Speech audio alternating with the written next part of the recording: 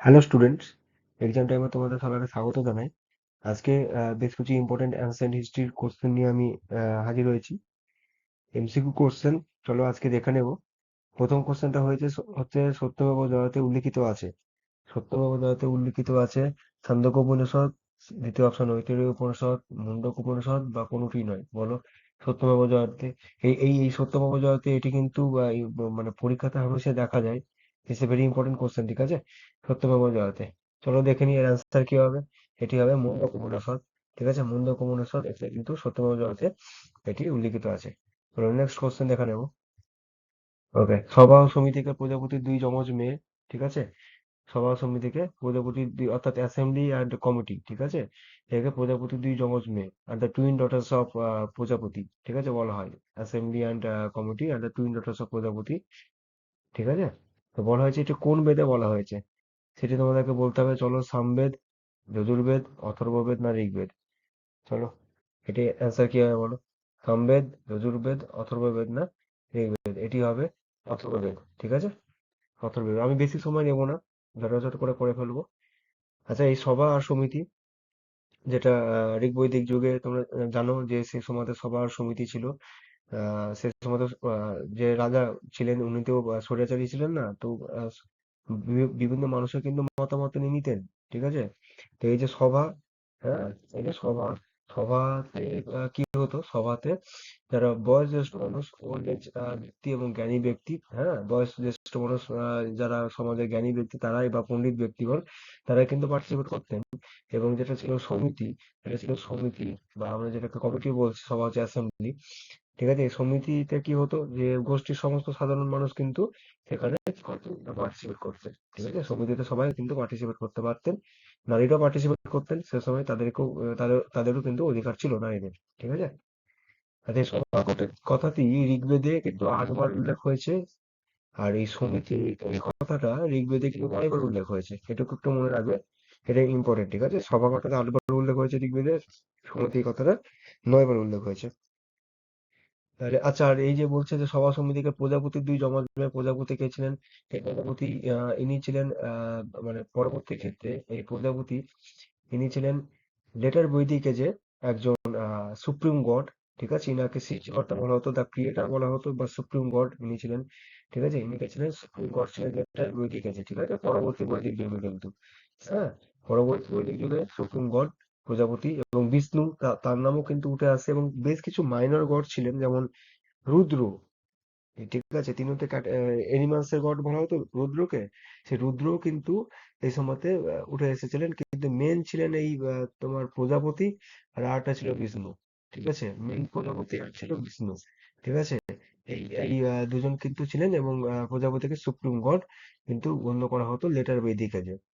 ঠিক আছে, এবং এখানে আরেকটা বলে দিই যে ঋগ বৈদিক যুগ আর পরবর্তী বৈদিক যুগের মধ্যে তাহলে পার্থক্যটা দেখো। ঋগ বৈদিক যুগে কিন্তু প্রকৃতির উপাসনাই করা হতো, ন্যাচারাল যে ফোর্স গুলো ছিল, হ্যাঁ, বা বৃষ্টি, বজ্র, আগুন, ঠিক আছে, সূর্য দেবতা, বিভিন্ন কিছু, হ্যাঁ, সেগুলোকে কিন্তু জলের আলাদা দেবতা, হ্যাঁ, এগুলোকে কিন্তু পূজা অর্চনা করা হতো। কিন্তু পরবর্তী বৈদিক যুগে দেখা গেল যে ধীরে ধীরে না মূর্তি পূজাটা আস্তে আস্তে শুরু হতে লাগলো, অর্থাৎ আইডলট্রি সেটা কিন্তু আস্তে আস্তে শুরু হতে লাগলো। এবং তার সাথে সাথে টেম্পল, তারও কিন্তু নিদর্শন পাওয়া যেত, মন্দিরের কোথায় তারও কিন্তু নিদর্শন পাওয়া যেত। তো যাই হোক, এটার অ্যান্সার তাহলে কি হলো? অথর্ববেদ হলো। ঠিক আছে, প্রজাপতির দুই যমজ মেয়ে বলা হতো সভা সমিতি, এটা কোথায় উল্লেখ আছে না অথর্ববেদে। ওকে, চলো নেক্সট আমরা দেখে নেব। নিম্নলিখিত কে দক্ষিণ ভারতে জৈন ধর্ম প্রচলন করেন? নিম্নলিখিত কে দক্ষিণ ভারতে জৈন ধর্ম প্রচলন করেন? বলো কি হবে, বলো তাহলে কি হবে বলো। দক্ষিণ ভারতে জৈন ধর্ম কে প্রচলন করেন? ভদ্রবাহু, স্থূলপদ্ম, নাগার্জুন না কোনোটি নয়? এটার অ্যান্সার হবে ভদ্রবাহু। ঠিক আছে, এটার অ্যান্সার হবে ভদ্রবাহু। তো এখানে কিছু তোমাদের ইনফরমেশন বলে দিই যে ভদ্রবাহু, আচ্ছা, সেই সময়তে উত্তর ভারতে দুর্ভিক্ষ হওয়ার কারণেই এই ভদ্রবাহু, ইনি কিন্তু দক্ষিণ ভারতে এসেছিলেন। এনার সঙ্গে যারা জৈন ছিলেন অনেকে, তারা দক্ষিণ ভারতে চলে আসেন, এবং দক্ষিণ ভারতে এই ভদ্রবাহু তখন মহাবীরের যে মতামত সেগুলো কিন্তু প্রচার করতে থাকেন। এবং দক্ষিণ ভারতের যারা জৈন ছিল না, তারা কিন্তু মহাবীরকে খুব মানতো, এবং প্রত্যেকটা নির্দেশ কিন্তু তারা অক্ষরে অক্ষরে পালন করতো। ঠিক আছে, দক্ষিণ ভারতে। মহাবীর যেমন বলেছিলেন যে না, জৈনদেরকে এটা পালন করতে হবে, মানে পুরোপুরি বস্ত্র ত্যাগ করতে হবে। ঠিক আছে, পুরোপুরি বস্ত্র কিন্তু তাদেরকে ত্যাগ করতে হবে, এবং তারা কোনো রকম বস্ত্র ধারণ করতে পারবেন না। হ্যাঁ, তো এইটা কিন্তু ভদ্রবাহু প্রচার করেছিলেন দক্ষিণ ভারতে, এবং দক্ষিণ ভারতে জৈনরা এটা মেনে চলতেন। সেই জন্য তাদের কি নাম হতো, যেহেতু তারা কোনো বস্ত্র ধারণ করতে পারবেন না, সেই জন্য দক্ষিণ ভারতে যারা জৈন ছিলেন তারা হয়ে গেলেন দিগম্বর। কি হয়ে গেলেন? হয়ে গেলেন দিগম্বর। ঠিক আছে, এরা কিন্তু কোনো রকম বস্ত্র ধারণ করতে পারবে না। এবারে থেকে গেল উত্তর ভারত। উত্তর ভারতে কে থাকলো? উত্তর ভারত থাকলো এই যে স্থূলভদ্র, এই যে দেখছো স্থূলভদ্র, ইনি কিন্তু ছিলেন উত্তর ভারতে।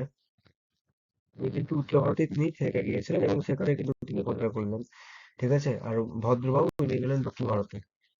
ঠিক আছে, এবার এই যে উত্তর ভারতের স্থূলভদ্র, ইনি সেখানে গেলেন। এবার উত্তর ভারতে ইনি ছিলেন, উত্তর ভারতে যারা যারা মেনে চলতো, ঠিক আছে, যারা জৈন ধর্ম অবলম্বী ছিলেন এবং স্থূলভদ্রকে মানতেন, তো তারা কিন্তু শ্বেত বস্ত্র তারা ধারণ করতেন। ঠিক আছে, তারা বস্ত্র ধারণ করতেন, শ্বেত সাদা বস্ত্র তারা ধারণ করতেন। সেজন্য তাদের নাম হলো উত্তর ভারতে, এদের এদের নাম হলো, এরা কি নামে পরিচিত হলো? তো শ্বেতাম্বর।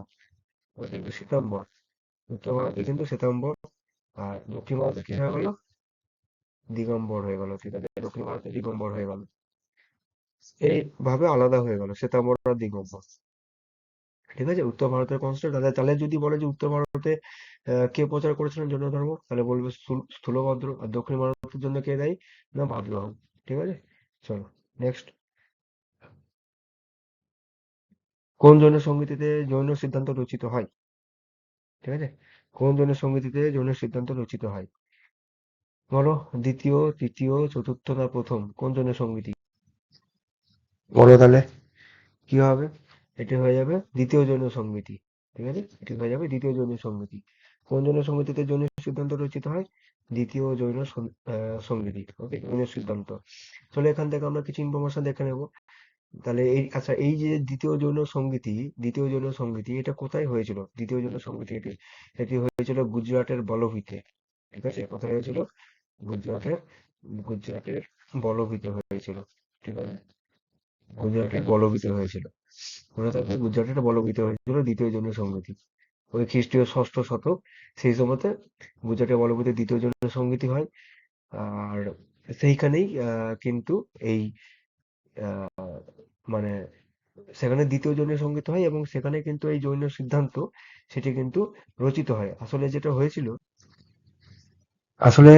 হয়েছিল সেটা হচ্ছে প্রথম জৈন সংগীতি। ঠিক আছে, প্রথম জৈন সংগীতিতে যে তোমার দ্বাদশ সংঘ রচিত হয়। হ্যাঁ, মানে অ্যাকচুয়ালি দ্বাদশ সংঘ বলবো না, মানে জিনিসটা যেটা হয় যে এই যে ভদ্রবাহু, ঠিক আছে, ভদ্রবাহু রচিত করেছিলেন, তার রচনা ছিল কল্পসূত্র। ঠিক আছে, ভদ্রবাহু লিখেছিলেন কল্পসূত্র। ঠিক আছে, কি লিখেছিলেন? তিনি লিখেছিলেন কল্পসূত্র। ঠিক আছে, সেই কল্পসূত্র, এটার যেটা ছিল যে মানে 14টি এটার পর্ব ছিল। ঠিক আছে, 14টি পর্ব ছিল কল্পসূত্র। এবার প্রথম জৈন সংগীতি যখন হয়, তো প্রথম জৈন সংগীতিতে এই 14টি পর্ব, মানে এই 14টি পর্ব সেটা নতুন করে, মানে 12টি অঙ্গতে এটা কিন্তু হলো। এই 14টি পর্ব কিন্তু 12টি অঙ্গতে নতুন করে বিকশিত হলো। 12টি অঙ্গতে হলো বলে 12 মানে কি? দ্বাদশ, তাহলে হয়ে গেল দ্বাদশ অঙ্গ। ঠিক আছে, তো প্রথম জৈন সংগীতিতে এই যে দ্বাদশ অঙ্গ, ঠিক আছে, এটি হলো অ্যাকচুয়ালি 14টি পর্ব ছিল, সেখান থেকে 12টি করা হলো, দিয়ে 12টা অঙ্গ, তো দ্বাদশ অঙ্গ। 12 মানে দ্বাদশ, দ্বাদশ অঙ্গ। ঠিক আছে, তাহলে যদি বলে যে দ্বাদশ অঙ্গ কবে কোন সংগীতিতে হয়, তাহলে বলতে হবে যে প্রথম জৈন সংগীতি। ঠিক আছে, দ্বাদশ অঙ্গ হলো প্রথম জৈন সংগীতি। মনে থাকবে, প্রথম জৈন সংগীতি। প্রথম জৈন সংগীতি যেটা ধরো মোটামুটি হয়েছিল ওই 300 খ্রিস্টপূর্বাব্দ। হ্যাঁ, এবার 300 খ্রিস্টপূর্বাব্দ মানে সে সময়তে ছিল চন্দ্রগুপ্ত মৌর্য। তাহলে প্রথম জৈন সঙ্গীতে কার সময় হয়? না, চন্দ্রগুপ্ত মৌর্য সময় হয়। ঠিক আছে, কার সময় হয়? চন্দ্রগুপ্ত মৌর্য সময় হয়। চন্দ্রগুপ্ত মৌর্য, ঠিক আছে, চন্দ্রগুপ্ত মৌর্য সময় হয় আনুমানিক 300 বিসি। ঠিক আছে, 300 বিসি চন্দ্রগুপ্ত মৌর্য সময় হয় প্রথম জৈন সঙ্গীতি। মনে থাকবে। এবং সেখানেই কল্পসূত্র, ভদ্রবাহুর লেখা কল্পসূত্র, সেই কল্পসূত্র সেটার 14টি পর্ব ছিল, সেটাকে কমিয়ে সেটা 12টা অঙ্গ হলো। এবং 12টা অঙ্গ এই সংকলন করেই হলো তোমার দ্বাদশ সংঘ। ঠিক আছে, এটার নাম কি? নাম হচ্ছে দ্বাদশ সংঘ। ঠিক আছে, এটার নাম হচ্ছে, এটার নাম, তিনটা সিলেক্ট হচ্ছে না, দ্বাদশ সংঘ। ওকে, দ্বাদশ সংঘ। ঠিক আছে। এবার আবার নতুন করে দ্বিতীয় জনসংগীতি হলো, সেটি হলো খ্রিস্ট ষষ্ঠ শতক নাগাদ গুজরাটের বলভূতে হলো দ্বিতীয় জনসংগীতি। ঠিক আছে, এবং সেখানে নতুন করে আবার সংকলন করা হলো। হ্যাঁ, সেই সংকলনেরই নাম দেওয়া হলো, সেই সংকলনের নাম কি দেওয়া হলো না, জৈন সিদ্ধান্ত। ঠিক আছে, জৈন সিদ্ধান্ত। এবার জৈন সিদ্ধান্তর কিন্তু চারটে মানে ইয়ে রয়েছে, চারটে, ওর কিন্তু আবার চারটে ভাগ হয়ে রয়েছে, অঙ্গ উপাঙ্গ মূলা সূত্র। আমি আর বেশি ডিটেলসে যাচ্ছি না, ঠিক আছে, এইটুকু অবশ্য মনে রাখো তাহলেই হবে। ঠিক আছে, চলো নেক্সট দেখে নেবো। আচ্ছা, আচ্ছা, চতুর্জাম হতো। ঠিক আছে, চতুর্জাম হতো, এখানে একটা আকার হতো চতুর্জাম। চতুর্জাম এই মতবাদের প্রবক্তাকে, চতুর্জাম এই মতবাদের প্রবক্তা বলো গৌতম বুদ্ধ, মহাবীর, পার্শ্বনাথ, নানান। এটা হয়ে যাবে কি বলো অ্যান্সার? এটা হয়ে যাবে পার্শ্বনাথ। ওকে, পার্শ্বনাথ চতুর্জাম, এই এর প্রবক্তাকে হলো তাহলে পার্শ্বনাথ। তাহলে অ্যান্সার কি বলো বলো? পার্শ্বনাথ। ঠিক আছে। আচ্ছা, এই পার্শ্বনাথ কত নম্বর তীর্থঙ্কর ছিলেন বলো? 23 নম্বর তীর্থঙ্কর ছিলেন, 23rd। ঠিক আছে, পার্শ্বনাথ ছিলেন 23 নম্বর। তো টোটাল কতজন ছিল? টোটাল তীর্থঙ্কর ছিল, টোটাল ছিল 24 জন। ঠিক আছে, পার্শ্বনাথ ছিলেন 23তম। তাহলে প্রথম কে ছিল? ফার্স্ট কে ছিল? ফার্স্ট ছিল ঋষভ দেব। কে ছিল? ফার্স্ট ছিল ঋষভ দেব। মনে থাকবে, ফার্স্ট ছিল ঋষভ দেব। আচ্ছা, ঠিক আছে, এই হচ্ছে ব্যাপার। তাহলে ফার্স্ট হচ্ছে ঋষভ দেব, আর টোটাল 24 জন বললাম, 23তম হচ্ছে পার্শ্বনাথ। আচ্ছা, আর কিছু ইনফরমেশন চলো দেখে নিব। আচ্ছা, এই যে যদি বলে যে প্রথম তীর্থঙ্করকে ঋষভ দেব বলবে, যদি বলে যে প্রকৃত প্রবক্তা, জৈন ধর্মের প্রকৃত প্রবক্তা কিন্তু এই পার্শ্বনাথই ছিলেন। ইনি কিন্তু চতুর্জাম যে মত, ঠিক আছে, বা চতুর্জাম যে নীতি, ঠিক আছে, সেটি কিন্তু ইনি আহ, মানে চালু করেছিলেন। ঠিক আছে, ইনারই কিন্তু এটা মত ছিল। চতুর্জামটা কি ছিল? যে অহিংসা, সত্য, অসত্য আর অপরিগ্রহ। ঠিক আছে, অহিংসা, সত্য, অচর্য আর অপরিগ্রহ। অচর্য মানে কি? চুরি না করা। আর অপরিগ্রহ মানে কি? অপরিগ্রহ মানে ছিল যে বিষয় সম্পত্তি সম্বন্ধে কোনো রকম ইয়ে থাকবে না, তার মেটেরিয়ালিস্টিক হবে না, বিষয় ওই সম্পত্তি সম্বন্ধে কোনো রকম তাদের আগ্রহ থাকবে না। ঠিক আছে, তো এই হচ্ছে জিনিস। তো চারটে নীতি বা চারটে মত বলতে পারো, এটা হচ্ছে চতুর্জাম। আচ্ছা, আমি এখানে একটা বলে রাখি, এই এই চতুর্জাম বললাম, ঠিক আছে, অহিংসা, সত্য, অচর্য আর অপরিগ্রহ, এর সঙ্গে কিন্তু পরবর্তী মানে 24তম হচ্ছেন মহাবীর। মহাবীর কিন্তু আর একটা জিনিস এর সঙ্গে অ্যাড করেছিলেন। সেটি কি ছিল? না, সেটি এর সঙ্গে আরেকটা অ্যাড করেছিলেন, সেটি ছিল ব্রহ্মচর্য। সেটি কি ছিল? সেটি ছিল ব্রহ্মচর্য। ওকে, ছিল ব্রহ্মচর্য। ঠিক আছে? এই ব্রহ্মচর্য, এটি কিন্তু তিনি অ্যাড করেছিলেন। সেজন্য তারা টোটাল পাঁচটা হলো, অহিংসা, সত্য, অচর্য, অপরিগ্রহ আর ব্রহ্মচর্য। ঠিক আছে, এই টোটাল পাঁচটা। তাহলে এই টোটাল পাঁচটাকে একসাথে কি বলা হয়? না, এই টোটাল পাঁচটাকে একসঙ্গে বলা হয় পঞ্চমহাব্রত। ঠিক আছে, ব্রহ্মচর্য অ্যাড হলো, দিয়ে পাঁচটা হলো, দিয়ে বলা হয় পঞ্চমহাব্রত। ঠিক আছে, এটুকু মনে রাখবে। ওকে, চলো নেক্সট। কল্পসূত্র কে রচনা করেন? ঠিক আছে, কল্পসূত্র কে রচনা করেন? ভদ্রবাহু, স্থূলভদ্র, নাগার্জুন আর কোনোটি নয়। এর আগে স্লাইডে বললাম, মানে দুটো কোশ্চেন আগেই ছিল। ঠিক আছে, তো এটা কি হবে বলো? এটা আর বললাম, এটা বেশি আলোচনা করব না। ভদ্রবাহু। ঠিক আছে, ভদ্রবাহু কল্পসূত্র, এবং এই কল্পসূত্র থেকেই কিন্তু আমরা সবকিছু জানতে পারছি। ঠিক আছে, কল্পসূত্র থেকেই কিন্তু আমরা, মানে মহাবীরের সমস্ত কিছু কিন্তু আমরা কল্পসূত্র থেকেই, বা জৈনদের, এটাকে এই জন্য আদি শাস্ত্র গ্রন্থ কিন্তু বলা হয় কল্পসূত্রকে। ঠিক আছে, আমরা কিন্তু সবকিছু এখান থেকে জানতে পারি। চলো, আচ্ছা, নেক্সট দেখে নেবো। গৌতম বুদ্ধ কোন নদীর তীরে সাধনা করতেন? কি হবে? এটা তো বোঝানোর কিছু নেই। গৌতম বুদ্ধ কোন নদীর তীরে সাধনা করতেন? নিরঞ্জনা, ঋজুপালিকা, মনন্দা, না কোনোটি নয়, নান। ঠিক আছে, গৌতম বুদ্ধ বলো। চলো দেখে নিই তাহলে। গৌতম বুদ্ধ সাধনা করতেন নিরঞ্জনা নদীর তীরে। ঠিক আছে, গৌতম বুদ্ধ সাধনা করতেন নিরঞ্জনা নদীর তীরে। মনে থাকবে, নিরঞ্জনা নদীর তীরে। আচ্ছা, এই যে নিরঞ্জনা নদীর তীরে তিনি সাধনা করতেন, এবং তিনি কোন গাছের নিচে সাধনা করতেন? এটা অনেকেই জানো। অশ্বত্থ বৃক্ষের নিচে। গৌতম বুদ্ধ করতেন অশ্বত্থ বৃক্ষের নিচে।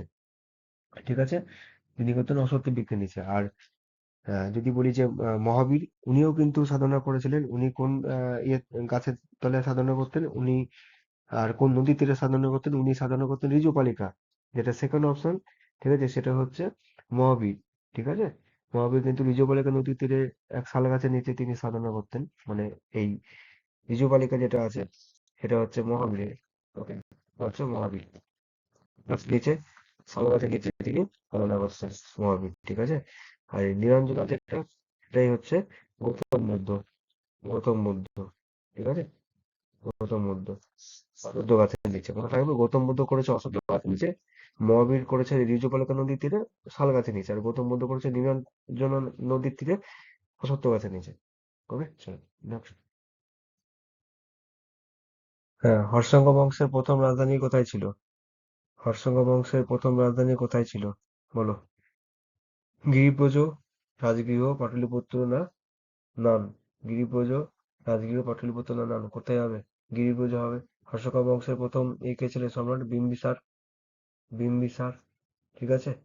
তাহলে বিম্বিসার, এই বিম্বিসার ইনি আহ, যখন প্রথম রাজত্ব করেন তো প্রথম ছিল গিরিব্রজ, ঠিক আছে।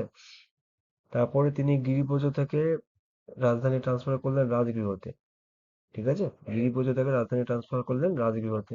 বিম্বিসারকে হত্যা করলেন তার পুত্র অজাতশত্রু। এবার অজাতশত্রুর আবার পুত্র হচ্ছে উদয়ী বা উদয়ী ভদ্র, ঠিক আছে। সেই উদয়ী ভদ্র তখন রাজগৃহ থেকে আবার পাটলিপুত্রে উদয়ী ভদ্র আবার রাজধানী ট্রান্সফার করলেন। তাহলে এটা কি ছিল? উদয়ীন বা উদয়ী ভদ্র, ঠিক আছে। উদয়ী ভদ্র, উদয়ী ভদ্র, মনে থাকবে। উদয়ী ভদ্র রাজগৃহ থেকে পাটলিপুত্রের রাজধানী ট্রান্সফার করলেন, আর বিম্বিসার উনি গিরিব্রজ থেকে রাজগৃহতে ট্রান্সফার করেছিলেন হচ্ছে তার রাজধানী। তাহলে প্রথম রাজধানী যদি বলো তাহলে গিরিব্রজ, ঠিক আছে। সব প্রথমে তো গিরিব্রজই ছিল, তারপরে তিনি রাজধানী ট্রান্সফার করলেন রাজগৃহতে, ঠিক আছে। তারপরে বিম্বাসারের পর তার ছেলে হলো অজাতশত্রু, অজাতশত্রুর পর তার ছেলে হলো উদয়ভদ্র, সেই উদয়ভদ্র আবার রাজধানী ট্রান্সফার করলেন রাজগৃহ থেকে পাটলিপুত্রে। ওকে, চলো নেক্সট। দ্বিতীয় পরশুরাম কার উপাধি ছিল? দ্বিতীয় পরশুরাম কার উপাধি ছিল, বলো। চন্দ্রগুপ্ত মৌর্য, মহাপদ্ম নন্দ, ধননন্দ না কালাশক? দ্বিতীয় পরশুরাম, চলো দেখে নি। তাহলে মহাপদ্মনন্দ, এনার উপাধি কি ছিল? দ্বিতীয় পরশুরাম। মহাপদ্মনন্দ কিন্তু সেই সময়তে একজন খুব মানে শক্তিশালী সম্রাট ছিলেন, এবং তিনি অনেকগুলো রাজ্যকে ধ্বংস করেন এবং দখল করেছিলেন, ঠিক আছে। যেমন মিথিলা, হ্যাঁ, কলিঙ্গ, অশোক, কোশি, সুরসেন, অনেকগুলো রাজ্য তিনি কিন্তু দখল করেছিলেন। এর জন্য তিনি এক বা একাধিক ছদ্মনাম, ইনারই ছদ্মনাম কিন্তু ছিল একরাট, ঠিক আছে। এই ছদ্মনাম কি ছিল? একরাট, ঠিক আছে। এনার ছদ্মনাম কি ছিল? একরাট বা এক ছোট্ট সম্রাট, বা তাকে ইয়ে বলা হতো তোমার সর্বক্ষত্রান্তক বা সর্বক্ষত্রিয় আহ রাজার উচ্ছেদকারী, ঠিক আছে, বা সর্বক্ষত্রান্তক, তিনি কিন্তু এই নামেও পরিচিত ছিলেন, মনে থাকবে। ব্যাকরাট, ঠিক আছে। এবং এনার আরেকটা ইয়ে হচ্ছে দ্বিতীয় পরশুরাম, ঠিক আছে। দ্বিতীয় পরশুরাম, তাহলে দ্বিতীয় পরশুরাম, একরাট, ঠিক আছে, বা সর্বক্ষত্রান্তক, ঠিক আছে, বা সর্বক্ষত্রিয় চেতা, সবই হচ্ছে এই মহাপদ্মনন্দের টাইটেল, মনে থাকবে। চলো নেক্সট। কথাশরীর সাগর গ্রন্থটি কার লেখা? কথাশরীর সাগর, কথাশরীর সাগর হলো কৌটিল্য না বিশাখ দত্ত না সোমদেব ভট্ট? কথাশরীর সাগর, কথাশরীর সাগর লেখা হচ্ছে সোমদেব ভট্ট। কথাশরীর সাগর কার লেখা? সোমদেব ভট্ট, ঠিক আছে। আচ্ছা, কৌটিল্য কি লিখেছিলেন? কৌটিল্য লিখেছিলেন অর্থশাস্ত্র। কৌটিল্য কি লিখেছিলেন? কৌটিল্য লিখেছিলেন অর্থশাস্ত্র। কৌটিল্য লিখেছিলেন অর্থশাস্ত্র, ঠিক আছে। বিশাখ দত্তর কি লেখা? মুদ্রা রাক্ষস। বিশাখ দত্তের কি লেখা? বিশাখ দত্তের লেখা হচ্ছে মুদ্রা রাক্ষস, ঠিক আছে। বিশাখ দত্তের লেখা হচ্ছে মুদ্রা রাক্ষস, মনে থাকবে। বিশাখ দত্তের লেখা হচ্ছে মুদ্রা রাক্ষস। আর কৌটিল্যের লেখা হচ্ছে অর্থশাস্ত্র, ওকে। আর সোমদেব ভট্ট লিখেছিলেন এই কথাশরীর সাগর। সোমদেব ভট্ট কি লিখেছিলেন? কথাশরীর সাগর, ঠিক আছে। চলো, তাহলে এই ছিল আজকে 10টা টোটাল কোশ্চেন, ঠিক আছে। এবার আবার নেক্সট দিন নিয়ে আসবো এরকম হিস্ট্রির ওপরই, ঠিক আছে। নেক্সট আবার কোশ্চেন আসবে খুব তাড়াতাড়ি। তো তোমরা এক্সাম টাইম চ্যানেলটি সাবস্ক্রাইব করো। প্রত্যেকে রিকোয়েস্ট করবো, অনেকে তোমরা ভিডিও দেখছো কিন্তু 90% জন সাবস্ক্রাইব করছে না। সাবস্ক্রাইব করো, তাহলে ভালো লাগবে আরো ভিডিও বানাতে, ঠিক আছে। আরো বেশি মোটিভেট হবো ভালো ভালো ভিডিও নিয়ে আসতে। সো প্রত্যেকে রিকোয়েস্ট করবো সাবস্ক্রাইব করো, ঠিক আছে, চ্যানেলটি সাবস্ক্রাইব করো, ঠিক আছে। চলো, ভিডিওটি দেখার জন্য ধন্যবাদ, ঠিক আছে। সবাই খুব ভালো থেকো, টাটা।